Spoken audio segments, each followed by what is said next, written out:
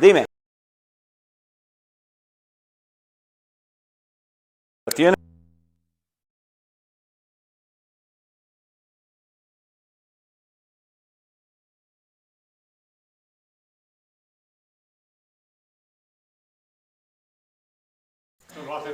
Ahora, no, vamos a necesitar ayuda, pero vamos a comer en el patio, en la terraza.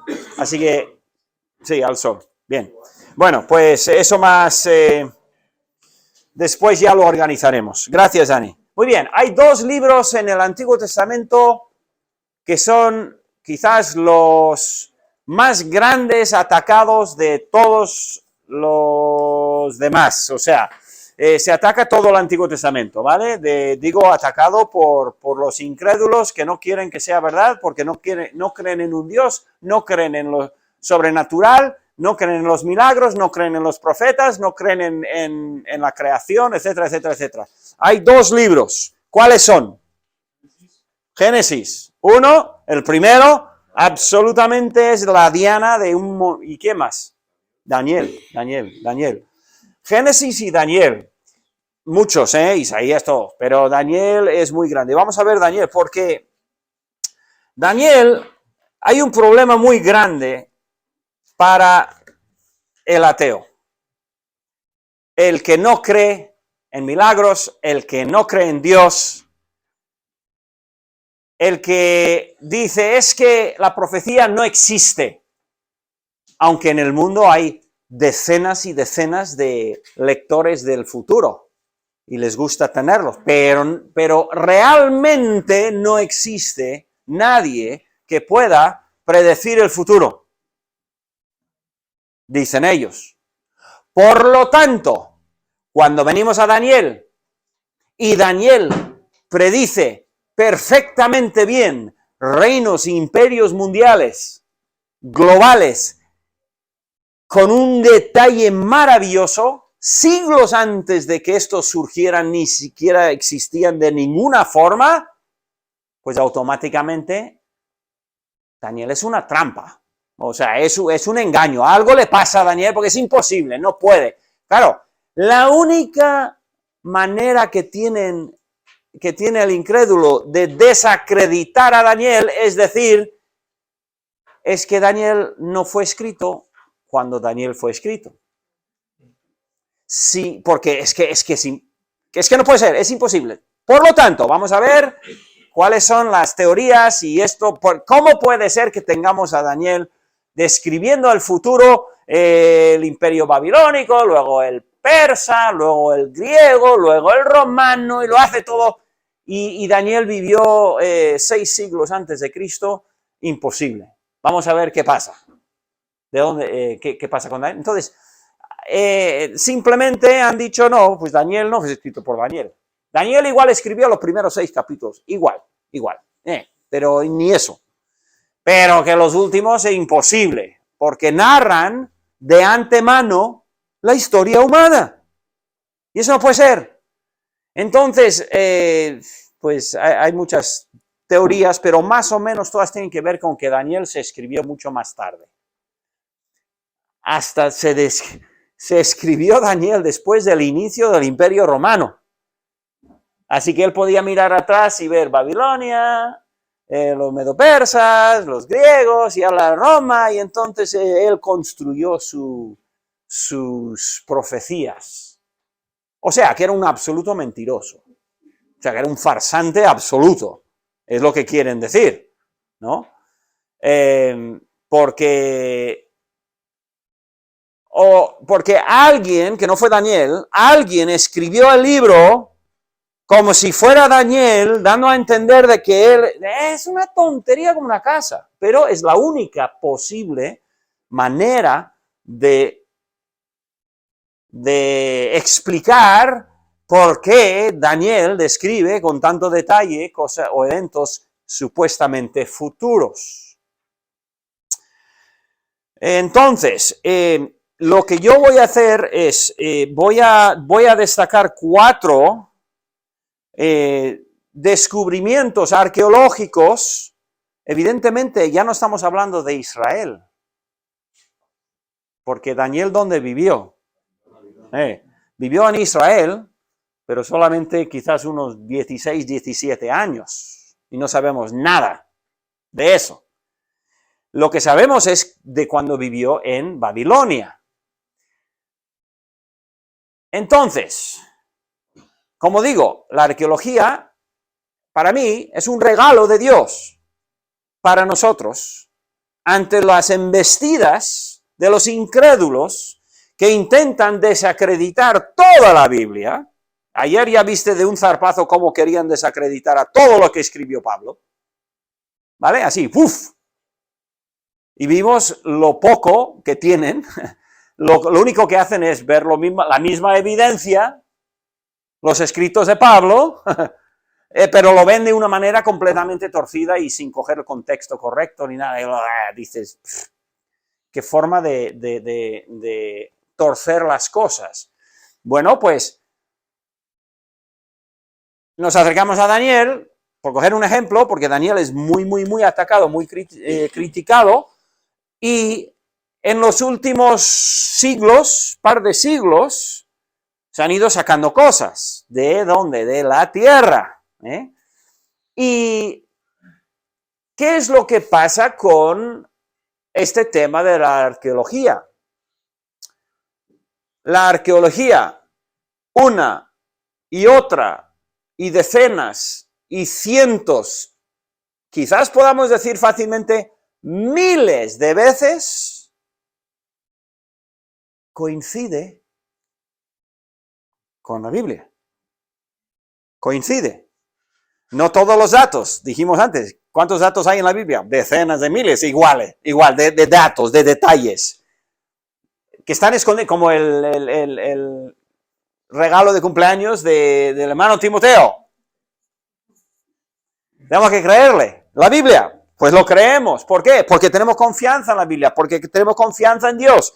Sí, pero la arqueología nos ha dado muchísimas evidencias que coinciden y concuerdan, ¿vale?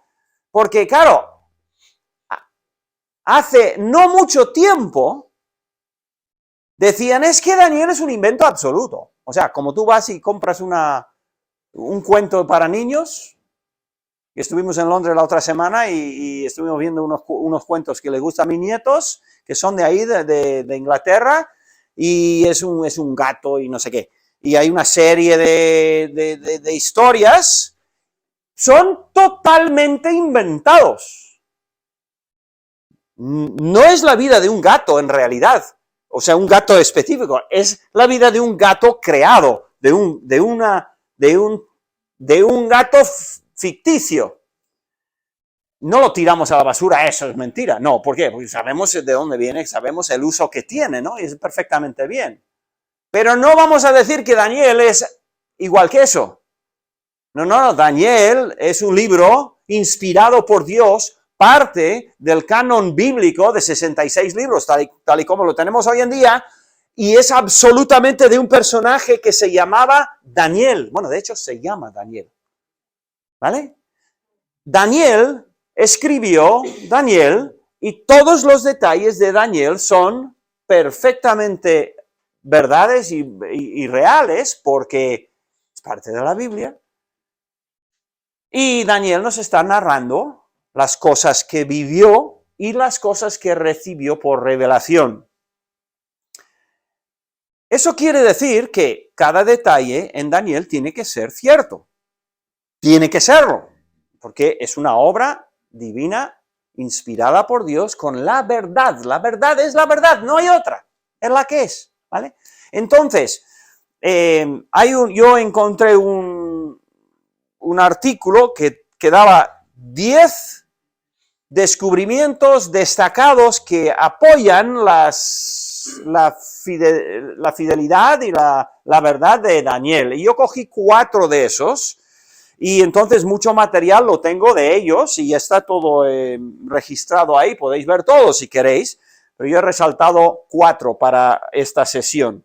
Entonces, en Daniel 1, bueno, creo que tengo aquí en Daniel 1, 1 al 6, dice, en el tercer año, En el año tercero hay un dato, ¿verdad? Del reinado de Joacim, ahí hay otro dato. Del rey de Judá, otro dato. Vino Nabucodonosor, otro dato. Rey de Babilonia, otro dato. A Jerusalén, ¿me cogéis el hilo? Aquí hay un montón de información. Y la sitió, dice. Vale, ahí en el versículo 1 podíamos estar un montón de tiempo. Estamos hablando de Jerusalén, estamos hablando de una grandísima batalla, un sitio, ¿qué se dice así? Un sitio, no lugar, pero un sitio de una ciudad por un enorme ejército. Estamos hablando de un rey que se llama Joacim en su año tercero. O sea, esto no es un cuento, esto es historia escrita por Daniel con detalles. No podemos confirmar los detalles, pero algunas cosas sí que pueden ir saliendo de la arqueología que confirman, no prueban, no son pruebas, no se puede probar lo que ya ha pasado, se puede ver evidencias y confirmar con suficiente razonabilidad de que uno dice, pues sí, ha pasado. Aquí no existe nadie que haya visto a Napoleón, es un ejemplo clásico, pero sabemos que Napoleón existió, ¿a que sí? Pero no hay pruebas, solo tenemos testigos. No hay pruebas, ni siquiera un esqueleto sería prueba, porque entonces no tenían ADN y no podíamos comparar con nada. O sea que, ¿me entendéis, no? Son evidencias que nuestras mentes tienen que analizar, considerar y decir, vale, ¿sabes qué? Yo eso lo puedo creer, ¿vale? Entonces, aquí empezamos. En el primer versículo hay un montón de información, nos vamos a enfocar en Nabucodonosor, ¿vale? Entonces, vamos a leer algunas cosas, ataques contra Daniel. Los eruditos liberales de la Biblia cuestionan la composición de casi todos los libros de la Biblia, ¿vale? Como era de esperar, dudan de la precisión histórica de casi todos los detalles bíblicos que no han sido confirmados sin ambigüedades por la arqueología. O sea, hoy en día, los incrédulos tienen que admitir un montón de cosas que antes negaban con toda ferocidad. No les queda otra que admitir. Porque la arqueología lo está sacando. No les queda otra, y cada día menos. Cada día hay más cosas. Pero hayan sacado sus libros ponían las cosas tajantemente. Es que Daniel era esto. Todo es mentira. Mentira. Porque la arqueología ha demostrado, anda, pues bueno. Se callan y van a por otro ataque. No es que cambie nada, ¿no? Porque es la actitud del que no quiere creer. No se puede cambiar eso. Eso solamente el Espíritu Santo puede pegar esa alma y ese corazón y romperlo.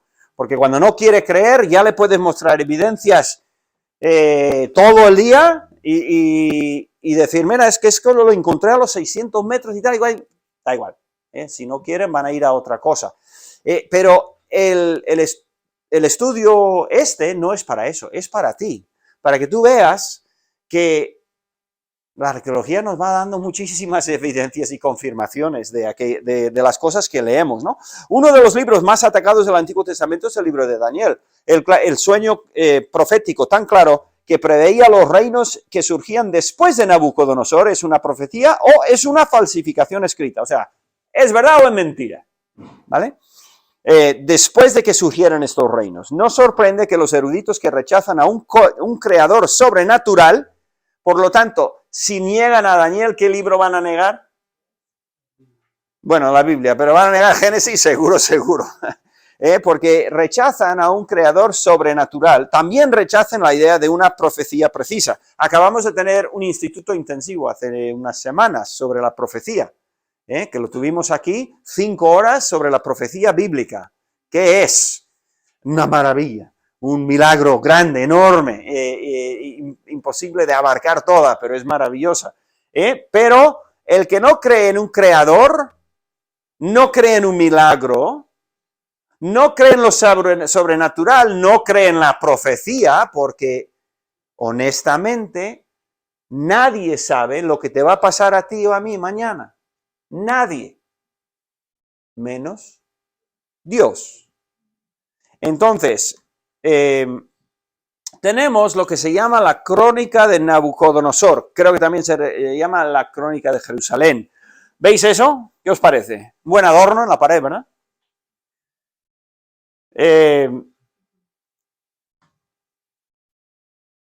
En ese versículo que hemos leído, dice que vino Nabucodonosor de Babilonia y sitió a Jerusalén, ¿vale? Esa crónica, que también se llama la crónica de Jerusalén, esa cosa de arcilla, primero salió a la luz en 1896, hace, ¿qué?, 120 y tantos años, ¿no? Un comerciante de antigüedades anónimo, sin documentación, problema muy grande con la arqueología. Los arqueólogos, como hemos visto del Siloé, lo que hemos visto ahora del estanque de Siloé, los de Israel son, y bueno, y los otros también, la arqueología en general, son extremadamente meticulosos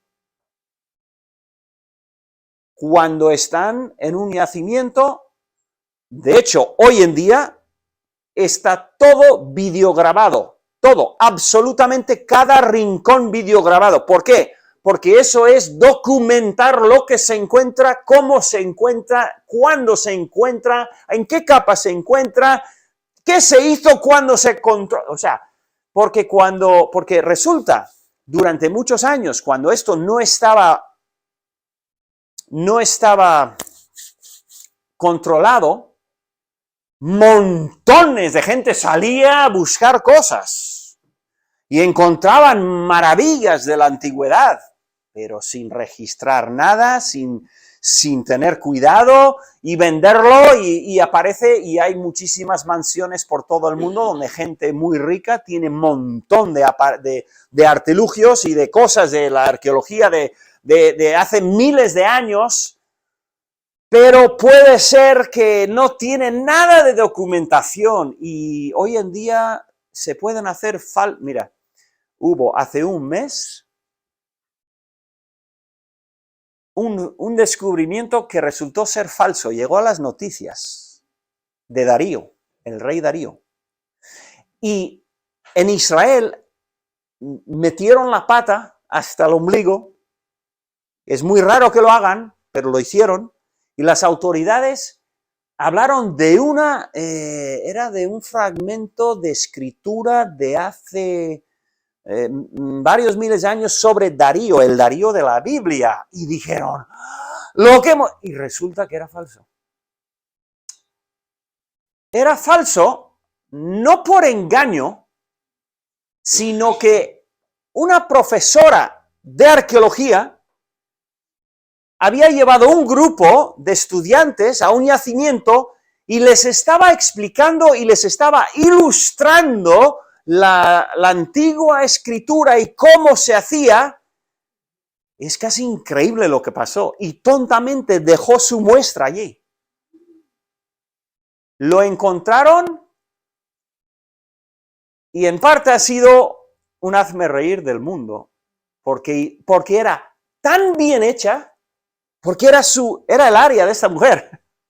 Era tan bien hecha que pensaron que era verdadero. Y es que se encuentran a veces cosas que son absolutas joyas, están en el suelo, lo encuentra un niño en Jerusalén. A veces pasa que un niño está jugando en un monte y encuentra, anda, pero si es un ídolo de los cananeos. Esto tiene 3000 años y lo encontró un niño en el suelo. Suele pasar. Entonces, por eso ellos tienen muchísimo cuidado, pero con esto metieron la pata enormemente. Todo eso a raíz de que esto no tiene documentación.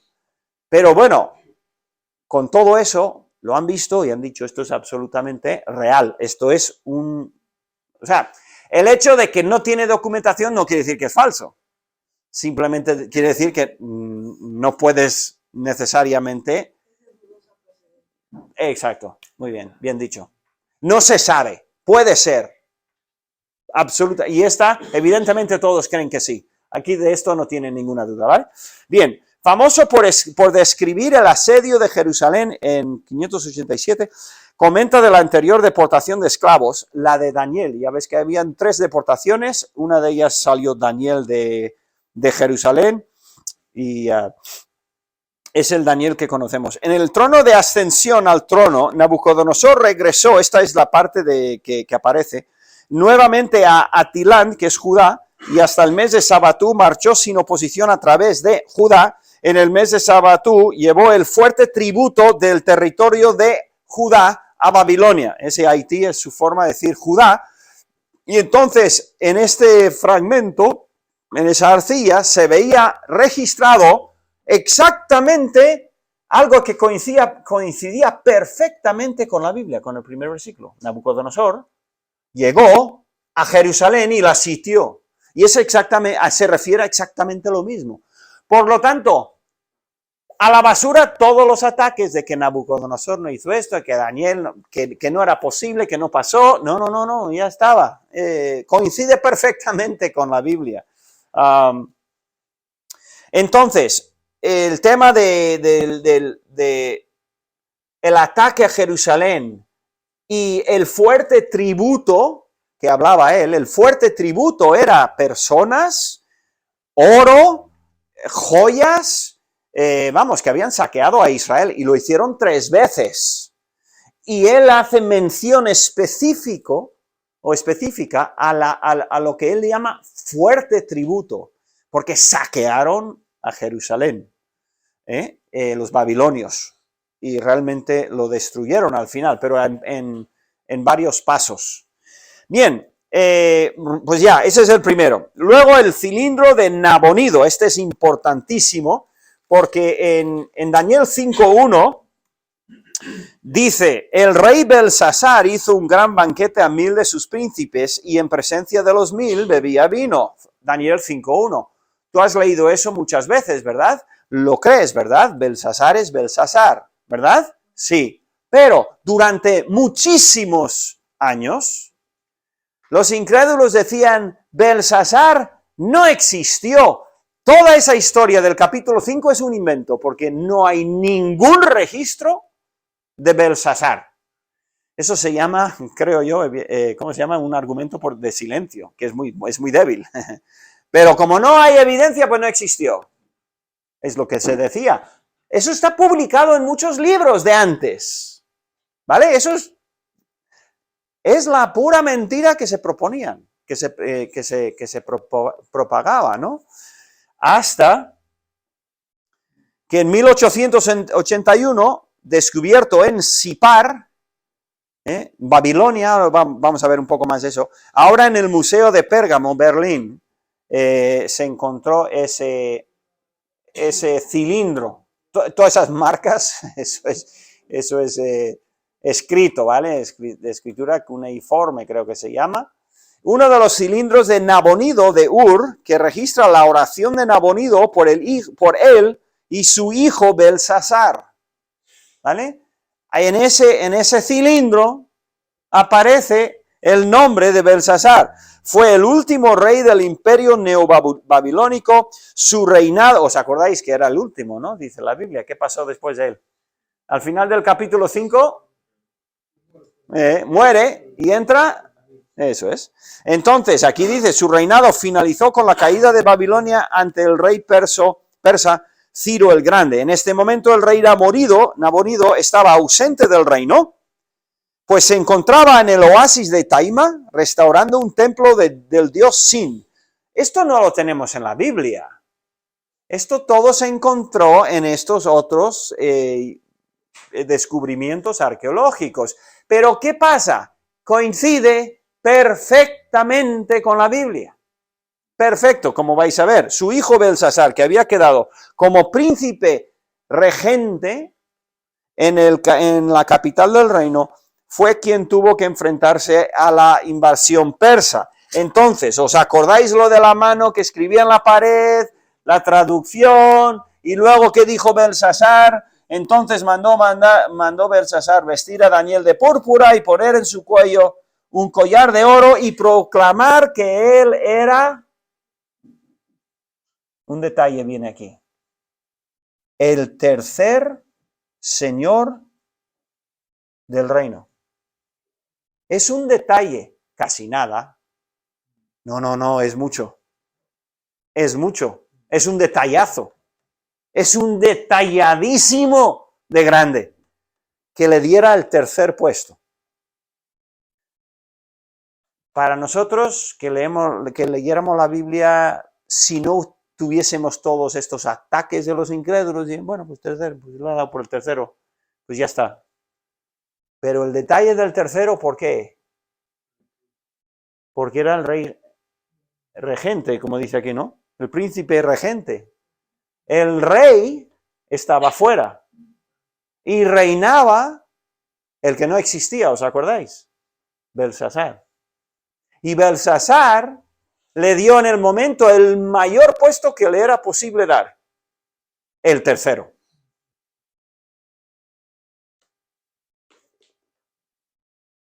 Lo lleva diciendo 2600 años. Absolutamente cierto. ¿Qué ha hecho la arqueología? Darnos evidencia.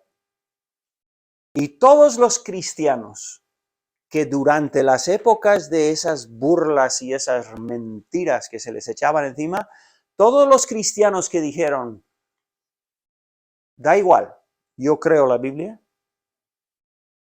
qué grande es su fe, ¿verdad? Qué grande es su fe. Y nosotros tenemos que hacer lo mismo, con otras cosas. Qué grande. ¿Y qué estamos haciendo? Pues creer en Dios, creer en la palabra. Aquí tenemos el valle, el gran valle, ¿veis Sipar ahí arriba?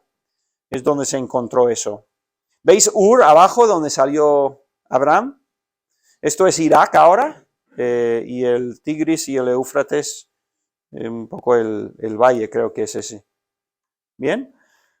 Esto es lo que dice el cilindro. En cuanto a mí, Nabonido, rey de Babilonia, sálveme de pecar contra tu gran divinidad y concédeme como regalo una vida larga de días. Y en cuanto a Belsasar, el hijo mayor, mi descendencia, infunde reverencia a tu gran divinidad en su corazón y que no cometa ningún error de culto, que se sacie de una vida de plenitud. Este hombre no es un creyente, es un pagano. Pero lo que dice acerca de su hijo nos acaba de dar un tremendísimo cacho de evidencia de que la Biblia dice exactamente la verdad en cuanto a Belsasar.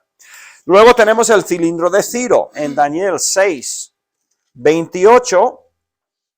Y este Daniel prosperó durante el reinado de Darío y durante el reinado de Ciro el persa. Y ahí tenemos otro cilindro. Daniel vivió durante el reinado de los 6 reyes babilónicos, más Darío y Ciro, hasta el año 3. Dice el capítulo 10 de Daniel 1, versículo 1. Escucharía el edicto en que Ciro mandó a los judíos a reconstruir el templo. Aquí otro detalle que dirían, esto es un invento. ¿Cómo va el rey a mandar a todos los judíos otra vez a su país? ¿Cómo va a ser? ¿Cómo va a hacer tal cosa? ¿No? Se parece algo increíble. Que el rey del imperio de pronto diga a los judíos, podéis volver a vuestra tierra y además podéis llevar todo lo que queráis y además os vamos a ayudar por el camino y cuando lleguéis ahí os vamos a ayudar a construir. ¿Pero para eso qué es? Eso parece ficción, ¿no? En 1879 se descubrió este cilindro de arcilla en las ruinas de la antigua Babilonia, en Mesopotamia, que es ahora Irak, y ahora está en el British Museum.